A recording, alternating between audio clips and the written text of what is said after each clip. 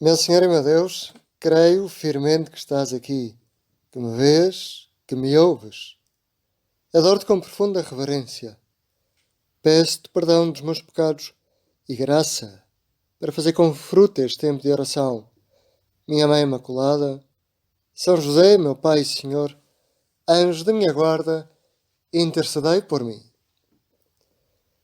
Há uns anos atrás estava no comboio e aconteceu-me, se calhar também já te aconteceu a ti, que pensei, com o sono que estou, não me posso deixar de dormir. Era a véspera de partir de Roma, onde tinha vivido 6 anos. E a última coisa que me podia acontecer era chegar a casa tarde e começar a fazer a mala já tarde. Pois meu dito, meu feito. Acabei mesmo por dormir, coisa que nunca me tinha acontecido antes na vida. E quando voltei a abrir os olhos, estava numa estação que, embora já tivesse passado ali de comboio várias vezes, estava mais à frente da minha casa e nunca tinha saído lá propriamente. E então aconteceu-me aquilo que se calhar também já te aconteceu e que foi sentir que já lá tinha estado, porque já tinha visto, mas era tudo esquisito, tudo novo, as pessoas. Não senti medo, mas foi como sentir que as pessoas estavam a olhar para mim e eu não sabia muito bem como agir, como atuar. Hoje, no Evangelho, acontece algo parecido. Entramos no coração do Evangelho e por isso é sempre novo e sempre diferente. Entramos no coração de Jesus. E as palavras que lemos hoje na missa são tão novas e tão estranhas como um lugar onde nunca estivemos antes. Naquele tempo, Jesus, erguendo os olhos para os discípulos, disse: Bem-aventurados vós, os pobres, porque é vosso o reino de Deus. Bem-aventurados vós, que agora tendes fome, porque sereis saciados. Bem-aventurados vós, que agora chorais, porque haveis de rir. Não sei o que é que te diz Jesus a ti com estas palavras. A mim parece-me que falas uma linguagem que eu não consigo entender. Não te consigo entender, Jesus. Isto foi o que eu lhe disse quando comecei a ler este Evangelho. Mas depois deixei que fosse Jesus a explicar-me. E fez-me bem voltar a ir a esta terra sempre desconhecida, esta terra das bem-aventuranças. Mas antes de nos enfrentarmos com estas palavras duras de Jesus, ou pelo menos que não estamos habituados, queria que nos situássemos nesta oração para perceber o que é que está a acontecer nesta cena do Evangelho.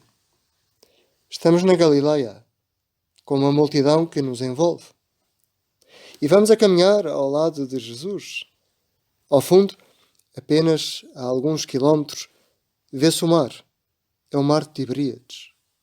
Há muita gente a subir aquele monte com Jesus e conosco. Na realidade, trata-se de um vulcão que está extinto e que brota da planície e forma um pequeno monte. É uma paisagem magnífica. Os campos verdes, quando é a primavera, mais secos, quando chega o outono. E como todos, estamos a subir. E também Jesus. E Jesus tem que parar para respirar e fala, por isso, com as pessoas, as famílias, as crianças. Muitos são gente simples, outros são cobradores de impostos e mais importantes, e também há alguns que são considerados por todos como sábios. Jesus, por fim, senta-se, como costuma fazer quando quer pregar, e lemos no Evangelho. Os discípulos aproximaram-se dele. Então, tomou a palavra e começou a ensiná-los, dizendo: Bem-aventurados vós, os pobres, porque é vosso o reino de Deus. Pobres de espírito. Eu imagino as caras das pessoas que estão à volta de Jesus. Todos olham para Jesus e ele não é inacessível. Não está sempre a pensar nas suas coisas, não. Cada vez que querem estar com ele, falar-lhe, interromper-lhe, o Senhor para de fazer o que estava a fazer com gosto. Ele é pobre de espírito. Não está cheio das suas preocupações, da sua falta de tempo. Não está cheio de si. Está para servir. E por isso é pobre de espírito. como alguém que não tem nada de próprio, nem sequer o tempo. Pensava também na sorte daqueles apóstolos tão novos, e por isso com tantos sonhos, projetos e sempre com tantas perguntas e dúvidas sobre o que Jesus dizia, sobre as parábolas. Pensava neles e em Jesus, que explica com gosto aquilo que para ele era evidente e tão fácil, e que os apóstolos não entendiam. E pensei em mim e em cada um de nós, como gostaria também estar ali a ouvir a Jesus e interrompê-lo. E como me gostaria também, como aquelas pessoas, olhar para Jesus e dizer: Senhor, eu também neste ano quero ser pobre de espírito como tu, sem pressas para as pessoas, sem pressas, fazendo de mim uma pessoa que não acha que o seu tempo vale mais que as pessoas com quem trabalho, com quem vivo. Enquanto está Jesus a falar, no meio daquela multidão, há pessoas que recebem um olhar cheio de misericórdia do Senhor, cheio de compreensão. Talvez enquanto diga: bem-aventurados os pobres de espírito, Jesus está a olhar para algumas mães que estão ali com os seus filhos pequenos.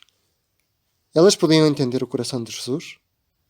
Também não tinham tempo para pensar em si próprias, não eram ricas em egoísmo, mas viviam para os seus filhos. Bem-aventurados vós, os pobres em espírito, porque é vosso o reino de Deus. Bem-aventuradas, porque é vosso o reino de Deus, vosso e de todos os que imitam a minha vida de serviço. Fui até à cruz por ti e por cada um dos homens. Sou Deus e faço-me pobre por ti. É comovente saber que Jesus se interessa pela história da vida de cada homem. Por isso, agradecemos, bendizemos a Jesus e também aos nossos avós, pais, que provavelmente se fizeram pobres muitos dias para dedicarem o seu tempo a cada um de nós. Pode ser que não tínhamos conhecido todos os nossos avós, os nossos pais, talvez, mas de certeza que na nossa vida houve alguém que dedicou o seu tempo sem esperar nada em troca. Bem-aventurados vós, os pobres em espírito, porque é vosso o reino de Deus.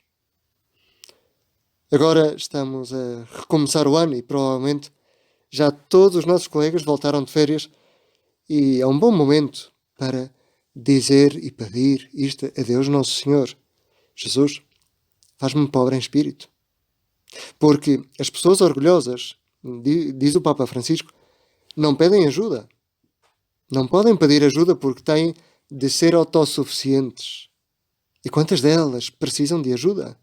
Mas o orgulho impede que peçam ajuda. E como é difícil admitir um erro e pedir perdão. Quando eu dou conselhos, continuava o Papa, aos recém-casados que me perguntam como levar para a frente o seu casamento, respondo-lhes: há 3 palavras mágicas. Com licença, obrigado, desculpa. São palavras que vêm da pobreza de espírito. Quantas vezes disse estas palavras ontem? Obrigado, desculpa, com licença. A mim ajuda-me muito pensar num santo que também hoje celebramos e que se chama São Pedro Claver. A sua história pode nos ajudar a entender o que é um pobre de espírito. Ele nasceu em Espanha em 1580 e entrou na Companhia de Jesus com 24 anos. E no ano seguinte começou a fazer os seus estudos de filosofia em Palma de Maiorca, que terminou passado algum tempo. E tinha tanta paixão por Jesus e pelas pessoas que ainda não o conheciam, que decidiu ir para a América e servir os escravos lá. Foi ordenado padre em Cartagena, na Colômbia, e, por sua conta, decidiu fazer um voto de ser sempre escravo dos etíopes. Era assim que se chamavam todas as pessoas que vinham da África. Quando chegou ao porto de Cartagena, percebeu que o seu trabalho era imenso. Todos os anos chegava àquele porto perto de 10.000 escravos. E ele, como não falava os seus dialetos, não sabia como falar-lhes, ter atenção, falar-lhes de Jesus. Mas cada dia esperava-os. Vinham feridos, com medo, mal alimentados, dentro daquelas naus. E quando chegavam, a primeira coisa, como não lhes podia falar, falava-lhes com gestos do carinho, de lhes tratar bem, de lhes querer bem. São Pedro Claver Dedicou-se a servir os escravos e a lutar pelo comércio de vidas humanas, no momento em que poucos se opunham a esse tráfico. Aqueles que eram desprezados por todas as pessoas, por São Pedro, eram vistos como as pessoas das bem-aventuranças. Acolhia-os, curava-os, dava-lhes catequese, estimava-os. E por isso, no final da sua vida, calculava-se que tinha batizado perto de 300.000 pessoas. 300.000 pessoas a quem tinha querido com o coração de Jesus. São Pedro não foi nunca uma pessoa triste.